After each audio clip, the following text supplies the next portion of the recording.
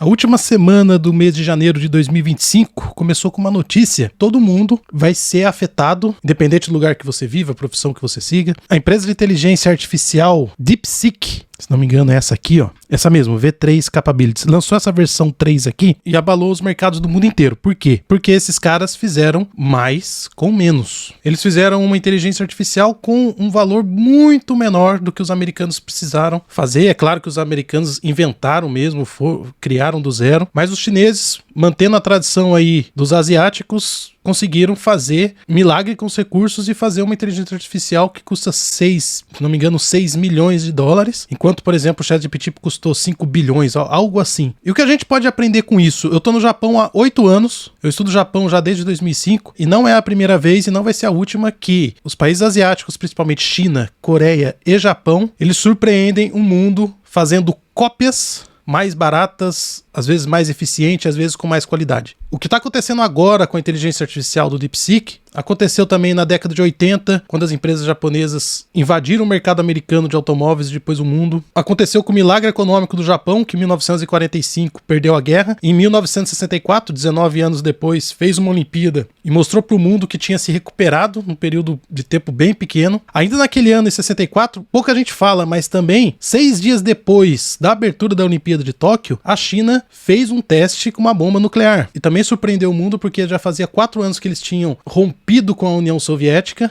e do início do programa nuclear chinês até eles testarem essa bomba atômica foi apenas 9 anos. E se você quiser ir mais atrás ainda, em 1905, o Japão ganhou uma guerra contra a Rússia e o mundo descobriu que em apenas 30 anos o Japão tinha se tornado uma potência militar, saindo de um período de mais de 250 anos isolado do restante do mundo. Então não é a primeira vez que os asiáticos surpreendem o Ocidente, não é a primeira vez que o Ocidente também reclama que os asiáticos só sabem copiar, mas o que a gente, brasileiro, cidadão comum, que paga imposto, pode aprender, pode trazer para sua vida pessoal, para sua carreira, para sua empresa, pequena empresa. Essas lições que os 3 países, China, Coreia e Japão, nos trazem em relação a fazer mais com menos recursos. Primeira coisa é que os 3 países têm uma história, uma geografia e uma filosofia que foi base de toda a cultura desses 3 países, que foi a filosofia do confucionismo. E o restante, como eu disse, a geografia, o clima, a escassez de recursos naturais, fazem com que desde sempre os chineses, os coreanos, os japoneses e outros povos asiáticos também tenham que se virar com menos recursos do que muitos outros povos. Então China, Coreia e Japão tiveram uma história muito entrelaçada e até hoje tem muitas similaridades entre os 3 países que continuam afetando o jeito como as pessoas vivem, como as empresas atuam. Eu conheço mais um pouco da história do Japão. Em 1868 o Japão iniciou uma era chamada Era Meiji, em que o Japão realmente se abriu para o mundo, acabava o shogunato Tokugawa e começava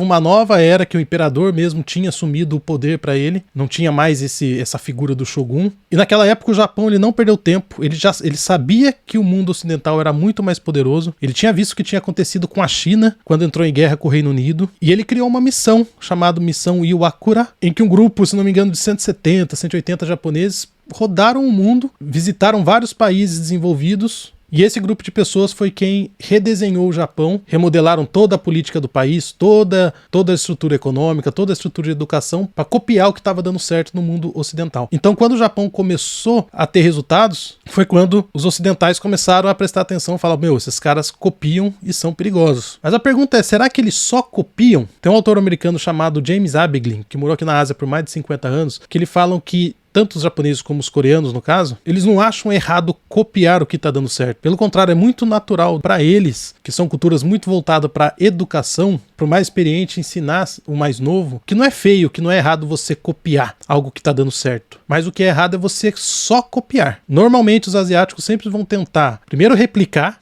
e depois colocar o tempero deles ali, melhorando, fazendo alguma coisa diferente ou fazendo muito mais barato e mais acessível para as pessoas. E esse caso da DeepSeek é exatamente isso. Os chineses ficaram restritos pelos americanos a ter acesso aos GPUs de última geração, que até então eram vistos como mandatórios, né? Tinha que ter isso aí para gerar a inteligência artificial, para gerar esses sistemas de linguagem, como o ChatGPT, por exemplo. E ainda na gestão do Biden, tanto empresas americanas como empresas de países aliados, como até empresas japonesas e coreanas também, ficaram proibidos de fornecer esses equipamentos para a China. E a China mostrou que ela fez mais uma vez o que o pessoal daqui sabe fazer. Se eu não tenho acesso ao recurso, como que eu vou fazer com os recursos que eu tenho? E essa é talvez a maior lição que a gente tem aí como brasileiro, como pessoas comuns, que é primeiro, investir sempre na educação, seja da gente ou de quem está no nosso entorno, funcionários, parceiros, filhos, o cônjuge que está com você também. Nunca parar de aprender, nunca parar de estudar, nunca parar de se desenvolver. E a outra coisa é exatamente isso aí. Com os recursos que eu tenho agora, como eu consigo atingir o meu objetivo? Estudando bastante a cultura aqui do Japão, principalmente, mas agora de outros países também, eu comecei a entender que os asiáticos, na verdade, são mais conservadores do que a gente. Dói muito mais para ele perder recurso, perder dinheiro, perder o que ele conseguiu já, depois de tanto esforço, do que ele se expor para ganhar mais. Isso se reflete muito no mundo dos negócios. As empresas asiáticas, elas investem muito no método, na forma de fazer, na forma de treinar outras pessoas, enquanto no Ocidente há uma maior valorização ao sucesso individual, ao gênio, à estrela. Nesse episódio, de novo, a gente conseguiu ver isso. Esse Sam Altman, que é o fundador do ChatGPT, que acompanha, já vê ele há alguns anos aí, despontando e conseguindo atrair investimentos. Claro, investimentos privados, empresas, os investidores são privados na maioria, só que nos últimos anos, acompanhando o mundo dos negócios aqui você consegue ver que não tem tanto aquela figura, não tem aquela veneração pelo nome pessoa física, né? Pelo contrário, você vê muito mais empresas trabalhando juntas, mesmo sendo concorrentes, fazendo parcerias em alguns segmentos que no Ocidente já estão despontando, que o pessoal já está explorando. Você vê que as empresas aqui são muito mais conservadoras. Então é mais uma lição para a gente aprender, para aplicar na nossa vida. Internamente há competição sim, mas quando o calo aperta, mesmo empresas, mesmo pessoas jurídicas acabam se unindo, juntando para conseguir fazer frente à competição que está vindo de fora. O lado ruim daqui no Oriente é que pessoas muito capacitadas, pessoas que têm uma aptidão, que tendem a se destacar, normalmente elas são meio que tesouradas, né? E isso pode levar sim a atraso. Como tudo aqui precisa ser decidido em conjunto, esse conservadorismo acaba gerando muito essa dinâmica que a gente está vendo então nos últimos anos. O Ocidente põe a cara para explorar, para aprender, para criar coisas novas, desbravar. Os orientais ficam quietinhos ali e vê se funciona. Será que isso vai andar mesmo? Depois que o Ocidente quebrou a cara ou não, que as empresas orientais vêm e falam, opa, isso aqui tá dando certo. É mais ou menos o que tá acontecendo com os veículos elétricos. Se você andar aqui no Japão, comparado com outros países envolvidos, você vai ver que quase não tem carro elétrico aqui. Eu não sei os híbridos. Os híbridos, sim, já estão presentes nas ruas aqui há mais de 15 anos, mas as empresas japonesas, o governo japonês, ele é muito conservador em relação a fazer uma mudança tão drástica como a Europa estava tentando, que a gente nem sabe se vai conseguir fazer, ou alguns outros países, né? Ela é muito mais conservadora nessa mudança. Então é isso, tudo tem o lado bom e o lado ruim. Cabe a gente olhar um cenário desse e aprender com essas lições. Mas esse caso da DeepSeek, essa briga aqui que a gente está vendo no mundo da inteligência artificial, ela é pequena se a gente comparar com o que pode acontecer se realmente os chineses estão chegando nesse ponto de conseguir diminuir a dependência de chips mais avançados, de itens da eletrônica mais avançados. Por quê? Você já deve ter ouvido falar que a China, que é o objetivo da China, reunificar a ilha de Taiwan com a ilha principal, ou por meio de invasão, ou por meio de convencimento mesmo, mas é muito possível que a China esteja mesmo planejando uma invasão a Taiwan. Uma variável que talvez impediria a China fazer isso é a dependência desses chips, pois a China também precisa dos chips de Taiwan. Isso aqui ainda não quer dizer que a China não precise mais, mas quer dizer que a China está se virando mais rápido do que o Ocidente esperava. Então, para a geopolítica mundial, para as intenções da China em dominar aqui os mares dessa região aqui, pode ser que isso esteja acelerando coisas que poderiam acontecer mais para frente. Outra coisa também é que se tá mais barato para você conseguir criar sistemas desse, outros países podem entrar no jogo, até o Brasil. É uma oportunidade de países que não tinham aquele dinheirão todo para investir e investir em startups que trabalhem com esse formato mais enxuto de se trabalhar. Então isso vai afetar muito a vida da gente. A perda que a Nvidia, que é a empresa que faz esses